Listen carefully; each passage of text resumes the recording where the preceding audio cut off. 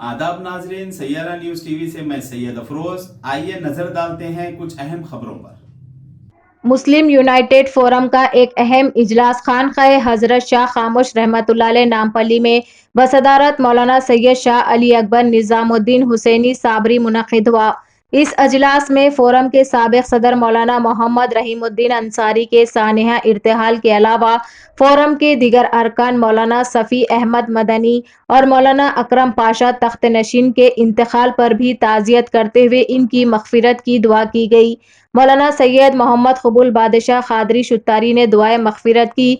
सदर इजलास ने इस मौके पर फोरम के नए सदर के तौर पर मौलाना मुफ्ती सैयद सादिक मोहिउद्दीन फ़हीम के नाम की तजवीज़ पेश की, जिसकी मौलाना खालिद सैफुल्लाह रहमानी, मौलाना कबूल पाशा शुत्तारी, मौलाना शाह जमालुर रहमान मुफ्ताही और जनाब ज़ियाउद्दीन नैयर के अलावा इजलास में शरीक तमाम अरकान ने तायीद की और मुत्तफ़िक़ा तौर पर मौलाना मुफ्ती सैयद सादिक मोहिउद्दीन फ़हीम को यूनाइटेड मुस्लिम फोरम का सदर मुंतखब कर लिया गया।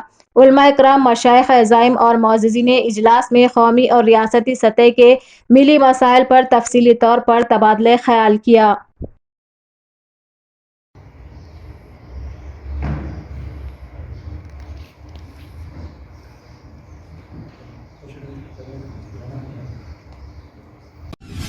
हिंदुस्तान ने 9 जनवरी 2023 को जिद्दा के सुपरडोम में मुनक़िदा हज और उम्रा सिम्पोजियम में हज 2023 के दो तरफ़ा मुआहदे पर दस्तखत किए।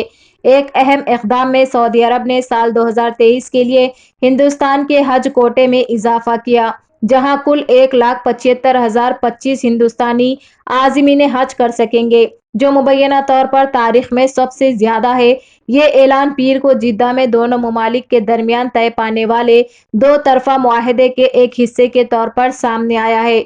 मुआहदे पर सऊदी नायब वज़ीर बराए हज उम्रा डॉक्टर आदिल फ़ताह बिन सुलेमान मशात और हिंदुस्तानी कौंसल जनरल मोहम्मद शाहिद आलम के दरमियान दस्तखत हुए।